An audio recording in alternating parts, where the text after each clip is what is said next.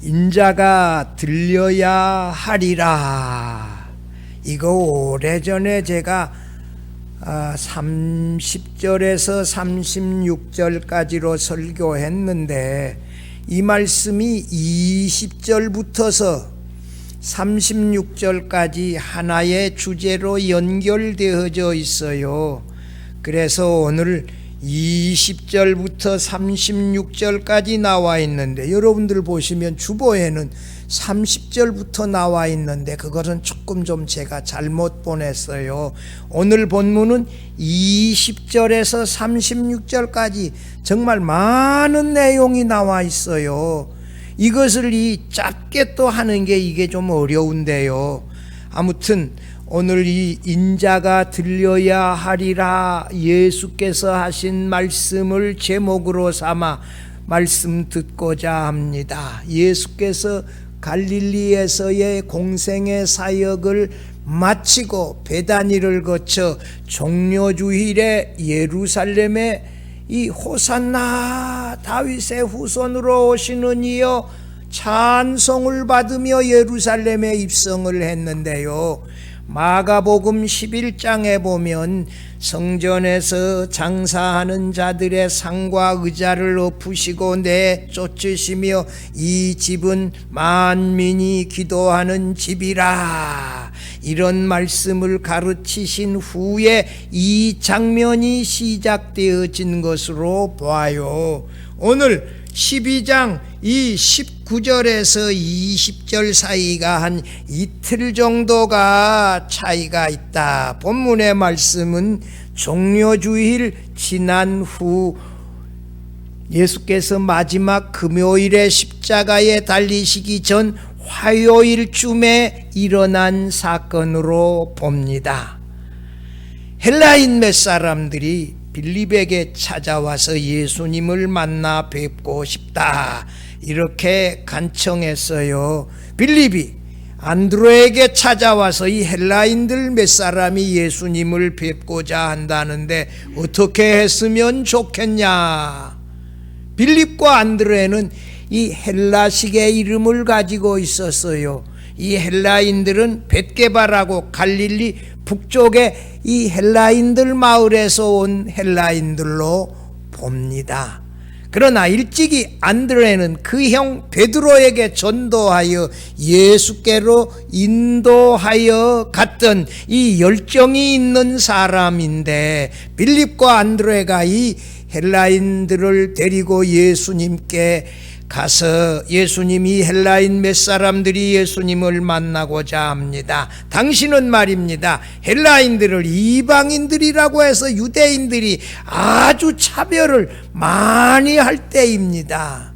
우리 대한민국 사람들이 단일민족, 그래서 오랫동안 이게 우리와 색깔도 얼굴 색깔도 같고 이렇게 함께 살아서 예배했는데, 우리가 지금 이 점점 다민족 사회가 되어져 가잖아요. 많은 외국인 일꾼들이 와서 일하지 않아요. 그래서 이 사람들을 무시하고 제대로 대접하지 못하는 이런 지금 문화적 충격 속에 우리가 지금 고통하고 고민하고 있지요. 이 상황이 그렇습니다. 그런데 예수께서 이 말씀을 들으시고 인자가 영광을 얻을 때가 왔도다, 놀라운 말씀으로 자신의 죽음이 임박했음을 알리기 시작했어요. 그러면서 고통의 이때를 면하게 하여 주소서, 그러면서 내가 이때를 위하여 왔나이다, 이렇게 27절에서 30절 사이에 겟세마네 동산에서의 기도와 같은 놀라운 기도를 하나님 아버지께 드렸는데, 하나님이 예수님에게 응답의 말씀을 주셨어요. 성경에 기도 응답의 내용은 딱 3번 언급돼요. 요단강에서 세례 요한에게 세례받을 때 이는 내 사랑하는 아들이요 내 기뻐하는 자라, 변화산상에서 이는 내 사랑하는 자요 내 기뻐하는 자니 너희는 저의 말을 들으라, 변화산상에서 응답을 주시고, 오늘 본문에서 하나님이 이 갈릴리 공생의 사역을 마치고 예루살렘에서 성전에서 기도하셨을 때 하나님이 놀랍게 기도 응답을 주셨는데, 요한복음에는 이 본문의 기도 응답의 내용이 딱 본문의 말씀 한 가지가 기록되어져 있습니다. 예수께서 인자로 십자가에 달려 죽으실 것을 오늘 인자가 들려야 하리니, 인자의 들림은 33절에서 어떠한 죽음으로 죽으실 것을 말씀하시는지, 십자가에 달려 죽으실 것을 말씀하신다고 구체적으로 십자가의 죽음을 언급하기 시작합니다. 그러나 메시아가 영원히 산다라고 하는데 인자가 들려야 한다는 말은 무슨 말이냐? 이 인자는 누구냐? 예수님의 말을 들었던 무리들이 예수님에게 직접 날카로운 질문을 던졌지요. 예수께서 오늘 본문에서 하늘의 밀이 땅에 떨어져 죽어야 많은 열매를 거두는 것처럼 인자가 십자가에 달려 죽으심으로 말미암아 자신을 믿고 따르는 모든 사람을 내게로 이끌겠노라고 하는 놀라운 말씀을 또 하셨습니다. 오늘 이 시간 인자 예수께서 십자가에 달려 죽으셔야 한다는 말씀, 참이 어려운 말씀이고, 이 본문의 말씀을 중심으로 공생의 사역이 끝나가고 이제 십자가에 달려 죽으시는 사건으로 전환하게 되어지는데, 이 말씀 들으면서 함께 은혜 나누고자 합니다. 첫째로, 예수님은 유대인과 헬라인들에게 인자의 죽음을 예언했어요. 아까 조금 전에 말한 대로 20절 22절에 헬라인 몇 사람이 예수님을 만나고자 한다는 이 말씀 들으시고, 이날이 언제라고요? 성전 청소를 마지막으로 하신 종려주일 지난 화요일쯤에 일어난 사건이다. 이 사건에 예수님께서 23절에서 뭐라고 말해요? 예수께서 대답하여 이르시되 인자가 영광을 얻을 때가 왔도다. 놀라운 말씀을 하셨어요. 지금까지는 내 때가 아직 이르지 아니했다. 이렇게 상당히 이게 인자가 영광을 얻을 때를 상당히 미래 동사를 사용해서 이 앞으로 올 것을 말씀했는데, 오늘 23절에서 인자가 영광을 얻을 때가 왔도다 이렇게 하시며, 그때가 지금 다가왔음을 구체적으로 말씀한데, 이때는 뭐예요? 인자가 십자가에 달려 죽으실 때가 왔도다. 이것을 이제 현재로 가까이 다가왔음을 처음으로 알리기 시작을 해요. 이제 상황이 전환되는 거예요. 사실 남은 자를 제외한 대부분의 유대인들이 예수님을 배척함으로 복음이 이방인들에게로 이제 넘어가서 이방인들이 구원받고 돌아오는 때가 이제 가까이 왔다는 사실을 예수님이 예고하고 있는 것이에요. 오늘 본문 이 23절의 말씀은 인자의 죽음의 때가 왔다는 것을 말한 것으로 예수님의 최후의 결정적인 때가 가까이 왔음을 드디어 알리는 신호탄이었다고 카슨 교수는 해석했어요. 그의 주석에서요. 여기서 예수께서 헬라인들을 만나 주셨는지, 헬라인들을 만나서 무슨 말씀을 하셨는지 여기에 대한 언급이 전혀 없어요. 헬라인들을 예수께서 만나 주셨다 할지라도 그들이 아직 예수님을 제대로 알아볼 수는 없었지요. 왜냐하면 헬라인들이 인자의 영광을 얻을 때가 지나가고 예수께서 십자가에 달려 죽으시고 부활 승천하셔서 영광을 얻으시고 성령을 보내주셨을 때 성령의 역사로 예수를 그리스도라, 하나님의 아들이라, 나의 구주라, 주로 믿을 수가 있기 때문에 지금 알려주어도 헬라인들은 예수님이 정확하게 누구인지 알 수 없었다는 거예요. 공생의 세역 때까지 예수님의 죽음과 부활과 승천과 영광에 정해진 때가 이르지 아니하는 미래였어요. 한 집사님, 조금만 당겨봐요. 이 컴퓨터가 조금만 나오게.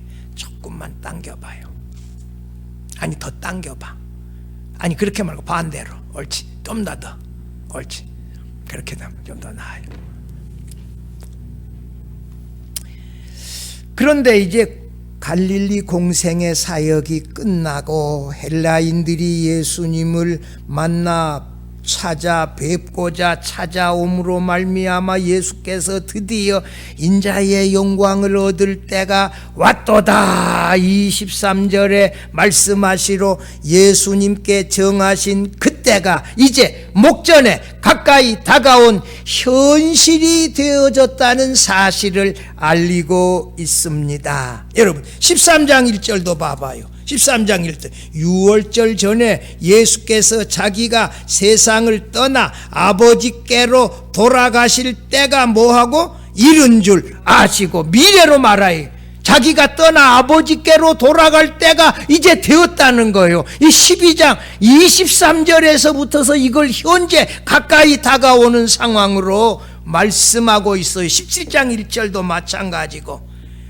요한복음에서 예수께서 자기 자신을 인자라고 표현해 사용하신 것은 요한복음 3장 13절에 모세가 광야에서 뱀을 든 것 같이 인자도 들려야 하리니, 여기서 이 인자 1장 51절에 나오고 3장 14절에 나오는데, 인자가 모세가 광야에서 놋뱀을 장대 위에 간지대 위에 높이 매다른 것처럼 인자가 십자가 위에 달려 죽으셔야 할 것을 인자라고 하는 말씀 속에 십자가에 달려 죽으신다는 의미를 담아서 말씀하시기 시작했어요.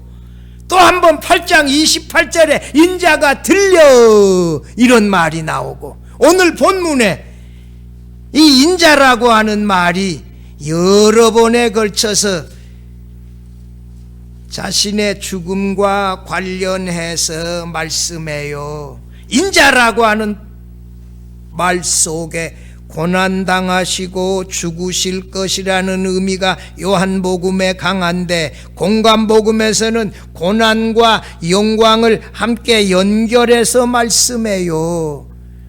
예수님의 십자가의 죽음이 그가 영광을 얻게 되어지는 것으로 이어지면서 예수님의 죽음과 그의 영광이 함께 연결되어져 있다는 사실을 말씀하고 있어요. 24절 봐봐요. 내가 진실로 진실로 너희에게 이르노니, 이거 진실로가 두 번 나올 때는요 굉장히 중요한 메시지를 말씀하고자 할 때 진실로 진실로 두 번을 말해요. 그 다음이 뭐예요? 한 알의 밀이 땅에 떨어져 죽지 아니하면 한 알 그대로 있고 죽으면 많은 열매를 맺느니라. 할렐루야.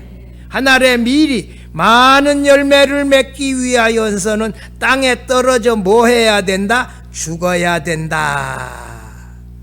농부가 씨를 뿌려 열매를 맺는 원리를 통하여 예수님의 죽음이 내가 진실로 진실로 너희에게 이르노니로 말할 수밖에 없는 이 중요한 내용을 담고 있다는 거예요. 한 알의 밀이 떨어져 죽어야 많은 열매의 결실을 가져오는 것처럼 예수께서 죽어야 많은 사람을 자기에게로 이끌게 되어진다. 이렇게 32절 봐봐요. 여기 오늘 24절과 32절이 연관되어져 있는데, 내가 땅에서 들리면 모든 사람을 내게로 이끌겠노라. 모든 사람이 누구예요? 예수 믿고 따르고 섬기는 그 제자들을 다 자신에게로 이끌겠노라. 24절이 32절과 정확하게 이렇게 연결되어져 있어요. 25절 봐봐요. 자기의 생명을 사랑하는 자는 잃어버릴 것이요. 이 무슨 말이냐? 자기의 생명을 사랑하는 것은 하나님의 주권을 근본적으로 부정하고 자신의 생명을 우리 가치관의 최고 정점에 올려놓고 자기 자신만을 사랑하는 자기 중심적인 가치관을 가지고 살아가는 사람을 말해요. 이것은 결국은 자기 자신을 우상 숭배하는 것이고 이것이 바로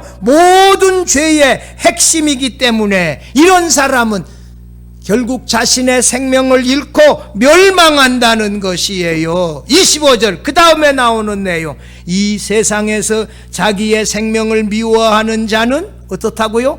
영생하도록 보전하리라. 이 말씀 무슨 뜻이냐?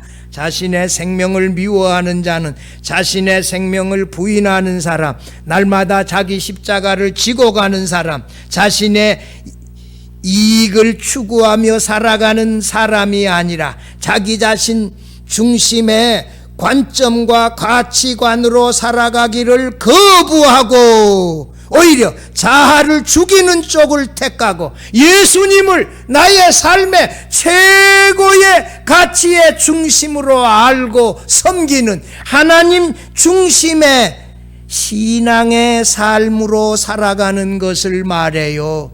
그런 사람은 어떻게 된다고요? 그런 사람은 어떻게 된다고? 예수님이 계신 곳에, 거기 26절 봐봐요.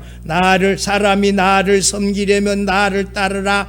나 있는 곳에 나를 섬기는 자도 거기 있으리니. 이건 뭐요?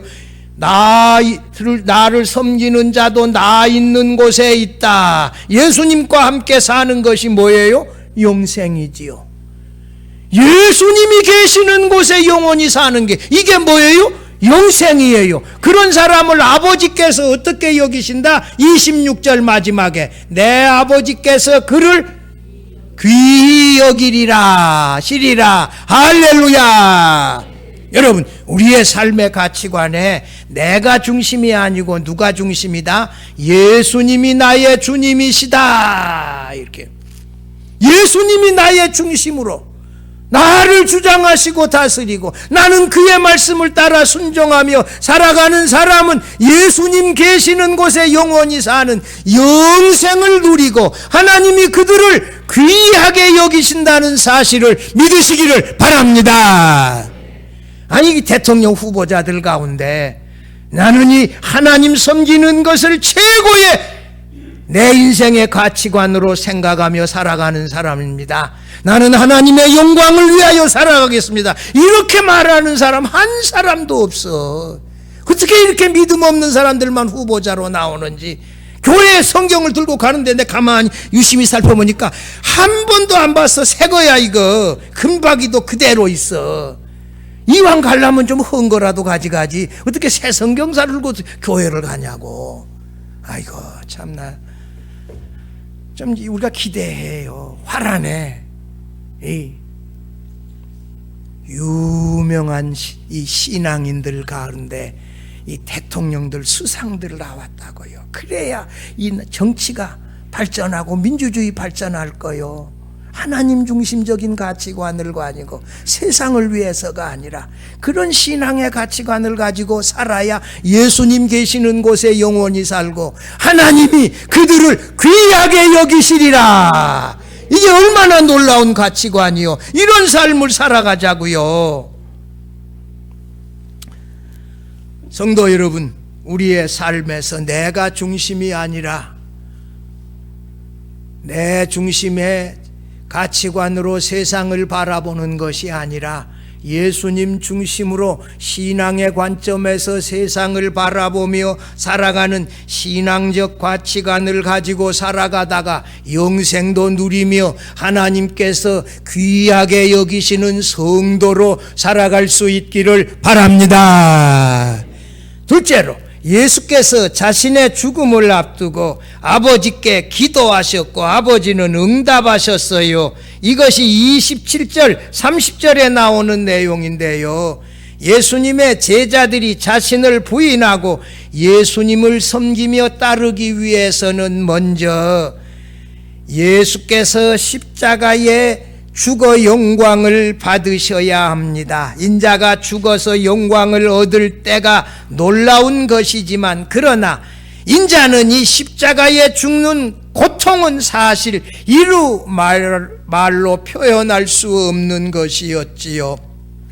예수께서 이 고통스러운 죽음을 앞두고 아버지께 기도하셨는데 아버지는 놀랍게 응답하셨지요. 예수께서 자신의 죽음이 얼마나 고통스러운가를 아셨고 죽음을 앞두고 마음이 심히 괴로웠고 두려웠고 초조했고 때론 지나가기를 원하기도 하셨어요. 27절 봐봐. 27절. 지금 내 마음이 괴로우니 무슨 말을 하리요? 이렇게 의문문으로 계속되어지는 적극적인 기도의 내용이에요. 그러면서 이게 얼마나 자기 자신이 괴롭고 고통스러운가를 표현하면서도 그 다음 구절이 뭐예요? 아버지여 나를 구원하여 이때를 면하게 하여 주옵소서라고 이어 기도하면서 예수님의 죽음의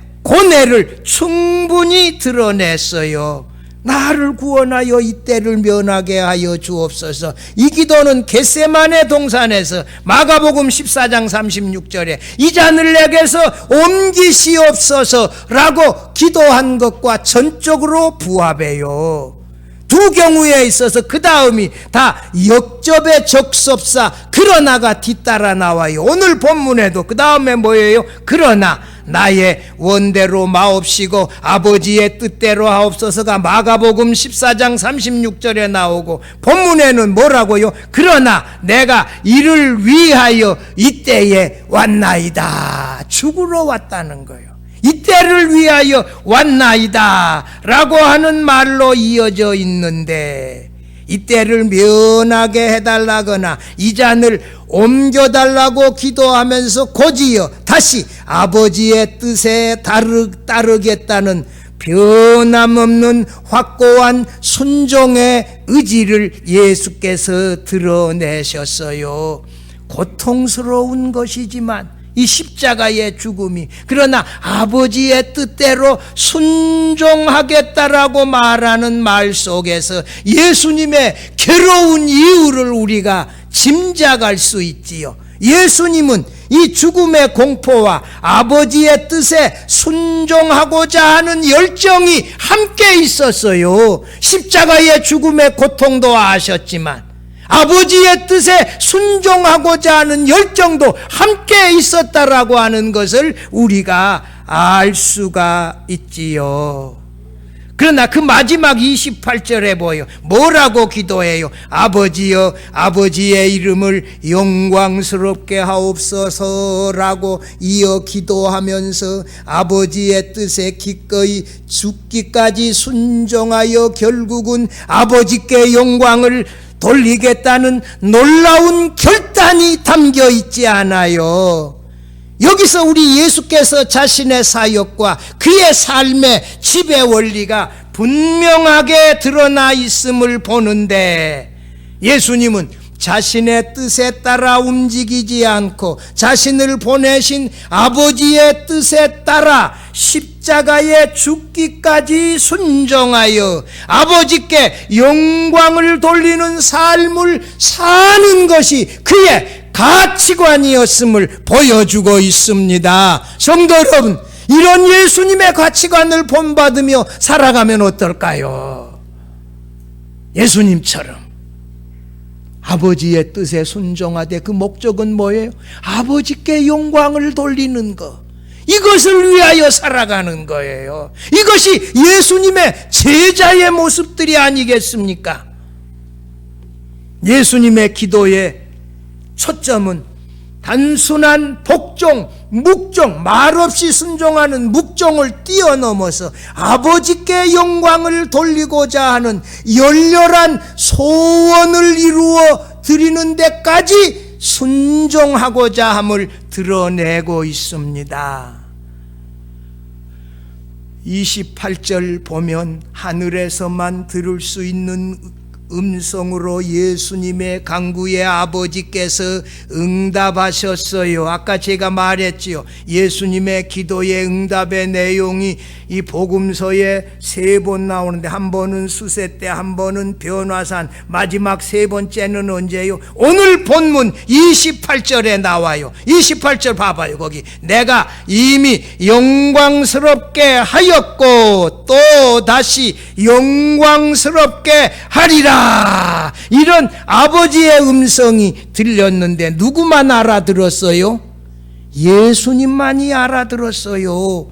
29절 30절 봐봐요. 거기 보면 곁에 서서 들은 무리는 뭐라고요? 천둥이 울었다. 어떤 이들은 뭐요? 천사가 그에게 말하였다니. 다 틀린 말이요. 예수님이 대답하여 이르시되 이 소리가 난 것은 나를 위한 것이 아니라 너희를 위한 것이니라. 그 소리의 내용이 여기 28절에 기록해 놓고 있는데, 이것은 예수님께서 제자들에게 그 소리의 내용을 그대로 전달하고 설명해 주어서 사도 요한이 오늘 본문에 기록했다. 여러분, 예수님이 알려주지 아니했으면 어떻게 사도 요한이 여기 본문에서 기록했겠어요? 내가 이미 영광스럽게 하였다 하는 말 뭐예요? 예수님의 성육신과 지상사역에서 예수께서 그동안 요한복음에는 7가지 표적인데 그 표적을 행하면서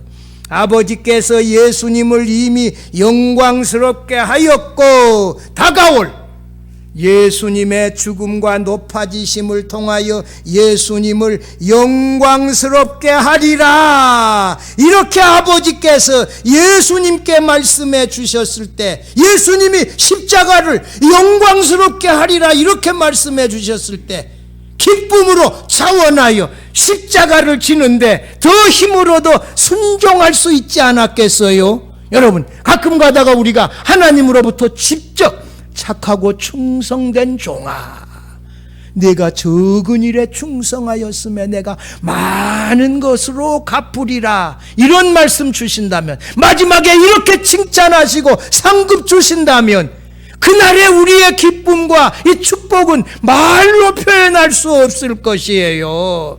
아버지께서 예수님에게 직접 응답해 주셨어요.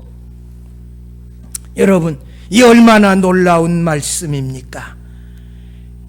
예수님의 설명을 듣고 하나님 아버지의 기도 응답을 통하여 예수님의 십자가의 죽음은 저주와 정죄를 받은 것이 아니라 그가 영광을 받게 되어진 지점이 최고의 정점이 되었다는 선언을 무리들이 알아듣게 되어졌지요. 여러분, 십자가는 최고의 치욕의 사건인데 예수님의 죽음은 치욕과 저주가 아니라는 거예요. 하나님께 최고의 영광을 돌리고시고 자기 자신이 최고로 영광스럽게 하는 사건이다. 이 사실을 놀랍게 제자들이 알게 되어졌어요. 하나님의 기도 응답에는 이런 높은 의미들이 담겨져 있어요. 예수님의 십자가의 죽음을 제자들이 이해하는데 하나님의 응답하신 말씀이 꼭 필요해서 하나님은 주셨지요. 우리도 하나님 아버지의 영광을 위하여 꾸준히 기도하다가 응답을 받고 새 힘을 얻어 이 땅에 사는 날 동안 하나님 아버지께 영광을 높이 드러내며 살아갈 수 있기를 바랍니다. 마지막 셋째로, 예수님은 인자의 죽음이 십자가에 달려 죽으시는 죽음이라고 명확하게 말씀하셨습니다. 여러분, 자신의 죽음의 때가 다가온 것을 23절에 이제 23절에 뭐라 그랬죠? 23절에 인자가 영광을 얻을 때가 왔도다. 하늘에 미리 땅에 죽는 때. 27절 28절에서도 지금 내 마음이 괴로우니 이 때를 면하게 하여 주옵소서. 이렇게 28절 이런 데서 이미 죽음의 때가 가까이 다가왔음을 말씀했는데, 여기 31절부터서 인자가, 이게 여기 봐봐요. 32절에 봐봐요. 내가 땅에서 들리면 모든 사람을 내게로 이끌겠노라. 땅에서 들리면이라고 하는 말이 무슨 말이냐? 33절 같이 읽어봐요. 이렇게 말씀하시면 자기가 어떠한 죽음으로 죽을 것을 보이심이로라. 할렐루야. 이 들리다 하는 말은요, 두 가지의 뜻이 있어요. 십자가 위에서 들리는 것, 달려 죽는 것, 또 예수께서 높아지는 것, 두 가지를 말하는데 33절에 어떠한 죽음으로 죽으실 것에서 들리는 것은 뭐다? 십자가에 달려 죽으시는 예수님의 죽음을 말하는 것이다. 이렇게 한정해서 말씀하며 설명해 주시지 않아요. 오해하지 말도록. 여러분, 예수님의 죽음이 무슨 죽음? 십자가에 달려서 못 박혀 죽으시는 죽음이다. 이것을 구체적으로 이렇게 말할 때가 드디어 이게 12장 32절 33절에서 말씀하고 있는 거거든요. 예수님의 십자가의 죽음은 그의 영화로 가는 길목이자 그 영화의 한 부분임을 말씀하고 있어요. 그런데 31절에서 이 인자의 십자가의 죽음이 31절 뭐라고 했지요? 이제 이 세상에 대한 심판이 이르렀으니 이 세상의 임금이 쫓겨나리라. 예수님의 십자가의 죽음으로 말미암아 이 세상의 임금이 쫓겨나는 심판이 일어나게 되어진다. 예수 믿지 아니하는, 예수님을 배척하는 유대인 당국자들에게 일어나게 되어질 것을 말씀해요. 그러나 32절 마지막에 내가 땅에서 들리면 모든 사람을 내게로 이끌겠노라. 예수 믿고 따랐던 제자들, 자기 자신을 부인했던 사람들, 미워했던 사람들은 모두 다 자신에게로 이끌겠노라.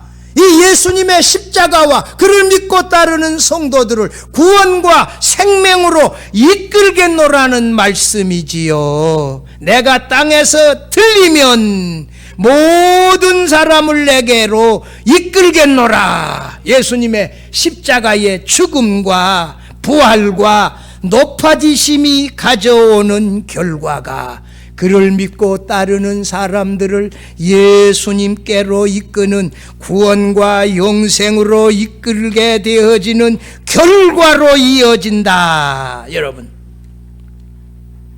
34절 봐봐요. 이에 무리가 대답하되 우리가 율법에서 그리스도가 영원히 계신다 함을 들었거늘. 여러분, 영원히 이런 말은 많아요. 사무엘하 7장 12절 13절에서 나단 선지자가 다윗의 후손에서 영원한 왕이 나와 그 나라를 영원히 다스리리라. 이사야 9장 7절에 기묘자요 모사요 왕이요 영존하시는 아버지 그분이 영원히 공의로 다스리리라. 영원이라고 하는 말이 많아. 근데 어떻게 그런 영원한 왕이, 영원한 메시아가 죽는다고 하느냐, 이렇게 예수님에게 물으면서 이 인자는 누구냐, 두 가지의 질문을 무리들이 예수님께 던졌지요. 이 질문은 말이에요, 예수님의 공생의 사역이 끝나갈 무렵에 메시아에 대한 기대감은 고조되어져 있었는데 인자가 들려야 하리니 인자가 죽으신다는 말씀을 하셨을 때 인자와 메시아는 같이 취급했어요, 그 당시요. 근데 어떻게 메시아가 죽는다고 하느냐, 이것을 이해 못하지요. 예수님에게 이렇게 질문한 것은 자신이 인자라 대답하기를 기대한 것이 아니라 예수께서 인자가 들려 죽어야 한다고 말씀하고 있는데 예수께서 생각하시는 그 인자, 즉 메시아가 어떤 메시아인지 설명하여 달라고 요청한 것이었어요. 이 질문은 주 1세기 유대인들이 그리스도인이 되기 전에 자주 묻고자 했던 질문이기도 해요. 아니, 베드로 일로 보세요. 베드로 사도에서 너희 유대인들이 십자가에 못 박아 죽인 예수를 우리 하나님이 살리신지라 그를 우리의 구주와 주가 되어지게 하셨느니라 이렇게 하잖아. 믿지를 못해. 어떻게 메시아가 죽느냐, 그리스도가 죽느냐.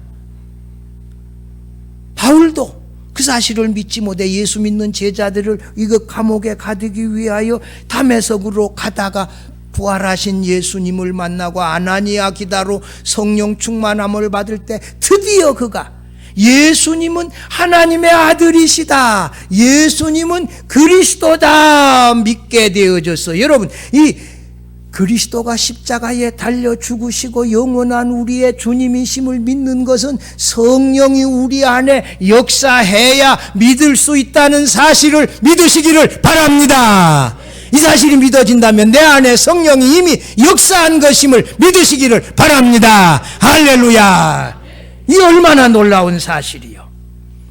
주 85년 무렵 사복음서가 다 기록된 후에는 그리스도인들이 인자 예수가 메시아라고 믿는데 전혀 모호하지 않았지만 이때는 상당히 불분명하고 메시아가 인자인지 아닌지 이것이 질문할 수밖에 없었지요. 성도 여러분, 여기 35절 36절은 인자 예수의 십자가에 달려 죽으심을 믿는 사람이 빛의 자녀이고 빛 가운데 걸어가는 사람들이다, 이런 말씀이에요. 인자 예수의 죽으심이 하늘의 밀이 땅에 떨어져 죽어서 많은 열매를 맺게 하는 이 씨 뿌리는 이 농부의 이 농사의 원리에서 붙어서 시작해서 인자가 달리면 모든 사람을 내게로 이끌겠노라, 이런 이 구원의 비밀까지 예수님께서 다 말씀하셨지요. 사랑하는 성도 여러분, 갈릴리 공생의 사역을 마치신 예수님께서 예루살렘 이 성전에서 자신의 죽음과 영광의 때가 가까이 왔다고 말씀하셨지요. 바로 인자이신 자신이 십자가에 달려 죽으시게 되어질 때 그를 믿는 사람들이 예수님이 계시는 곳에 영원히 거하신다, 아버지께서 그를 귀하게 여기신다, 자기 자신을 최고라고 믿고 살아가는 이 자기중심주의적인 인본주의 삶을 살아가는 사람들은 이 멸망한다, 이렇게 심판받는다 말씀하셨지요. 자신의 십자가의 죽음과 높아지심은 자신을 부인하고 예수를 믿고 따르는 제자들을 다 자신에게로 이끌어 구원하실 것이지만 자신의 생명을 사랑하는 사람들, 예수 믿지 않는 사람들, 이 사람들은 심판하시고 어두움으로 쫓겨나게 되어진다는 것이에요. 여러분, 어두운 데 그냥 있는 게 아니에요. 바깥 어두운 데 내어 쫓겨 슬피 울며 이를 갈미 있으리라. 하나님이 빛이세요. 하나님과 예수님이 빛이세요. 영원한 빛 가운데 하나님과 함께 우리는 살 것이지만 영원한 어두운, 바깥 어두운 곳에 내어 쫓겨 일평생 동안 고통스럽게 이를 갈며 살게 되어지는 심판을 받게 되어진다. 이게 얼마나 무서운 사실이에요. 십자가와 부활이 이 심판과 영생으로 나누게 되어집니다. 십자가에 달려 죽으신 인자 예수 그리스도를 나의 구주와 주님으로 믿고 따라가는 빛의 자녀로 살아가는 우리 모두가 되어질 수 있기를 주의 이름으로 축원합니다.